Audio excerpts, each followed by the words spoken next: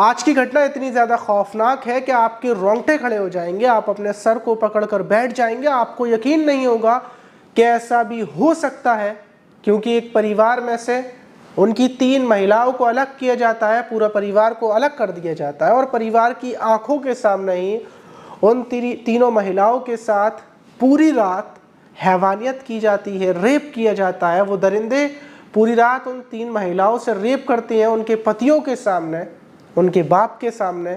लेकिन ये घटना कहाँ की है और वो लोग रेप करने वाले कौन थे, पूरा मामला क्या है, यकीनन सुनने के बाद आपका सर दर्द करने लगेगा कि इंडिया के अंदर, हमारे भारत के अंदर ऐसा वक्त आ चुका है। तो चलते हैं और जानते हैं शुरू से लेकर आखिर तक पूरी कहानी। वीडियो को जरा सा भी स्किप आगे पीछे तो दोस्तों, मेरा नाम माज है। उम्मीद है कि आप सब अच्छे होंगे, सुरक्षित होंगे और हमारी दुआ है कि आप यूं ही सुरक्षित और सेफ रहें। तो आज की घटना की तरफ बढ़ते हैं। घटना है हरियाणा का एक पानीपत शहर है और उसी पानीपत का एक इलाका है जो मटलोदा, वहीं का थाना क्षेत्र है। वो जो पूरा इलाका है वो गांव है। 21 सितंबर की सुबह जब उस गांव के लोग उठते हैं, अपने अपने काम पर सारे लोग निकलते हैं, तो कुछ किसानों की नज़र पड़ती है कि वहीं पर रहने वाली एक महिला, जो बूढ़ी महिला है, जिनकी लगभग 40 से 50 साल की उम्र है, वो ज़मीन पर पड़ी हुई हैं। उनके गले को किसी ने काट दिया है। वहीं जो उनकी झोपड़ी थी, उस झोपड़ी के अंदर जाकर देखते हैं तो वहाँ पर एक शख्स रस्सियों से बंधा हुआ वहाँ पर पड़ा हुआ था। उस शख्स को खोला जाता है। गांव के लोग उस शख्स से पूछते हैं कि आखिर क्या हुआ, क्या हुआ। वो बताता है कि रात के टाइम 4 बदमाश यहाँ पर आए थे, उनके हाथ में तलवार थी, सब कुछ था। उन लोगों ने मेरे साथ मेरी झोपड़ी के अंदर घुसकर लूटपाट की और झोपड़ी के अंदर जो चीज़ें खाने की थी उनको खा लिया। और जब मेरी पत्नी से, जो मेरी ये पत्नी थी, इनसे जेवर मांगी और इन्होंने जेवर देने से मना किया, तो उसने तलवार से इनके गले पर हमला कर दिया और इनकी मौत हो गई। मुझे रस्सी से अंदर इसलिए बांध दिया कि कहीं मैं बाहर निकलकर हल्ला ना करूं, गांव वालों को जगह ना दूं। और उसके बाद वो भाग गए। वो लोग इस साइड से आए थे और वो बातचीत कर रहे थे, क्या हम लोगों ने जहां लूट की है वहां से हमें पैसा कम मिला है, थोड़ा और पैसा मिल जाए। अब ये बात सुनते ही गाँव वाले, सबसे पहले जो मटडोला थाने की पुलिस थी वहाँ फ़ोन किया जाता है। पुलिस गाँव के अंदर पहुँचती है। गाँव में भीड़ थी। वो शख्स जो बातें बताता है कि वो ये बता रहे थे कि वो उससे पहले भी कहीं और लूट कर आए। अब पुलिस को शक होता है कि हो सकता है जब ये शख्स इस घर के अंदर पड़ा हुआ था तो हो सकता है गांव में किसी और के यहाँ भी इन लोगों ने लूटपाट की हो और गांव में वो घर भी बंद पड़ा हो। पुलिस की टीम गांव वालों के साथ गांव का चक्कर लगाने के लिए, मुआयना करने के लिए निकलती है और जो महिला की लाश थी उसको पोस्टमार्टम के लिए भेज दिया जाता है। पूरे गांव में और गांव वाले मिलकर चक्कर लगा रहे थे कि अचानक से पुलिस को गांव के ही लोग बताते हैं कि एक घर है, उस घर के बाहर ताला लगा हुआ है और घर के अंदर से शायद कोई है, चीखने की, चिल्लाने की आवाज़ें सुनाई दे रही हैं। फ़ौरन पुलिस ताले को तोड़ती है, उस घर के अंदर घुसती है, अंदर की तरफ जाती है। तो पुलिस वाले ये क्या, जितने भी गांव वाले होते, सबकी आंखें बंद हो जाती हैं, क्योंकि घर के अंदर कुछ महिलाएं बिना कपड़ों के, जिनके हाथ पैर बंधे हुए थे, वो ज़मीन पर पड़ी हुई थी, उनके मुंह भी बंद थे और वही चीखने की कोशिश कर रही थी। उन्हीं की आवाज़ें बाहर तक जा रही थी। फ़ौरन महिलाओं के ऊपर कपड़े डाले जाते हैं। वो 3 महिलाएं थी और उनके सामने ही उनके 3 पति और इनके एक ससुर, उन सब के हाथ पैर खोले जाते हैं। फ़ौरन उन महिलाओं से उनको अलग ले जाया जाता है, क्योंकि महिलाओं की हालत बहुत ज़्यादा ख़राब हो चुकी थी और जो तीनों पति थे, उन महिलाओं के वो पति थे, वो रो रहे थे। कुल मिलाकर देख कर लग रहा था कि इन तीनों के सामने, इन 3 लोगों के सामने और ससुर के सामने इन 3 महिलाओं के साथ पूरी रात रेप हुआ है। अब जो वो 3 जो पति थे उनसे पूछा जाता है, इस पूरी कहानी के बारे में जानकारी ली जाती है कि आखिर क्या हुआ था, वो कौन बदमाश थे और इस घटना को उन लोगों ने कैसे अंजाम दिया। तो उसमें से एक जो वीरेंद्र नाम का शख्स था वो बताता है कि रात के लगभग 1 बज रहे थे। हम लोग अपने अपने कमरों में सोए हुए थे। हम लोग यहाँ मजदूरी करते हैं, कई सालों से थोड़ी बहुत मजदूरी कर खेती बाड़ी कर पैसे कमाते हैं और रहते हैं। 21 सितंबर की रात भी हम लोग सुकून से सोए हुए थे कि रात के 1 बजे के टाइम हमें अपने घर में कुछ किसी के टहलने की आहट लगती है। जब मैं उठता हूँ, मैं बाहर जाता हूँ, तो वहीं पर अचानक से हम लोगों के ऊपर 4 लोग हमला कर देते हैं। उनके पास असलहे थे और तलवारें थी। वो हमें उससे डराते हैं, बोलते हैं कि अगर हम चीखेंगे, चिल्लाएंगे तो वो उससे हमला कर देंगे, हमारी जान ले लेंगे। इसलिए हम बिल्कुल शांत रहते हैं, चुपचाप रहते हैं। और फिर वो जो हम लोग 3 मर्द थे, उन मर्दों को पहले बांधा जाता है और जो महिलाएं थी उनको एक कमरे में बंद कर दिया जाता है। फिर वो पूरे घर में लूटपाट करते हैं। लूटपाट करने के बाद उनको पैसे कम मिलते हैं, क्योंकि हमारे घर में पैसे थे नहीं, हम लोग गरीब लोग हैं, तो फिर हमें मारते हैं, पीटते हैं, पैसों की पूछताछ करते हैं। जो हमारी 3 पत्नियां थीं, तीनों लोगों की, उनसे भी पूछताछ करते हैं। उनकी बालियां, उनकी जितने भी उनके पास जेवरात थे, चैन वगैरह, वो सब उतरवा लेते हैं।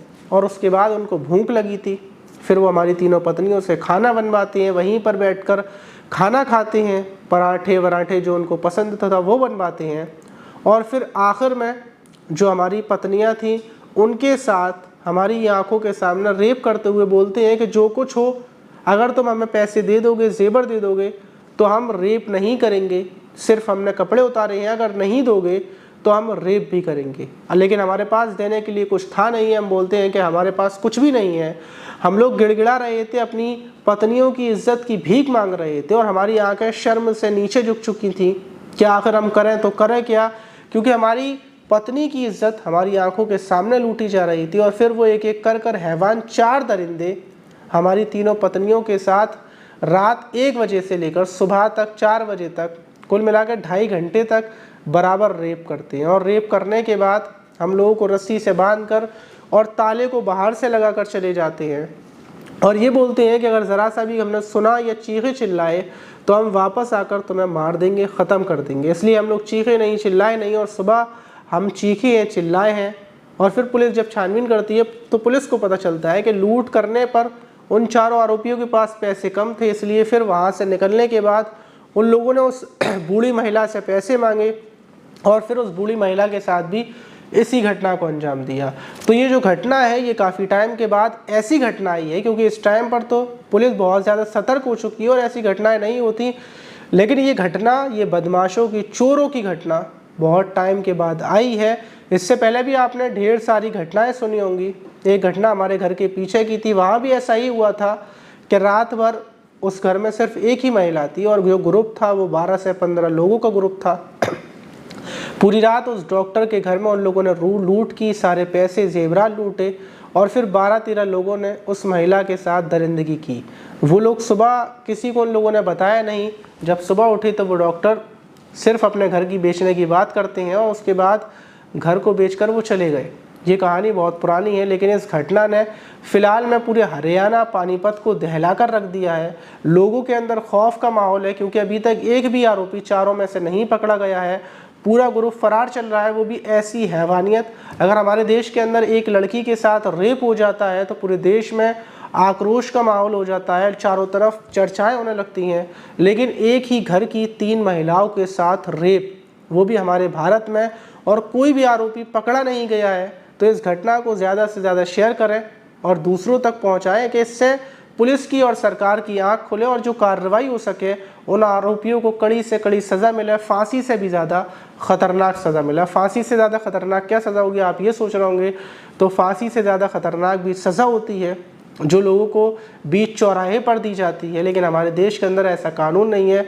आप क्या बोलना चाहेंगे कि उन दरिंदों को क्या सज़ा मिलनी चाहिए, कमेंट बॉक्स में ज़रूर बताइएगा। और कुछ लोगों ने, जिन लोगों ने अपने नाम की बोली थी, उनके नाम हम आपको बताते हैं। देखिए, हमारी वीडियोस को देखने वालों में सबसे पहले जो कमेंट है वो शाहबुद्दीन का है।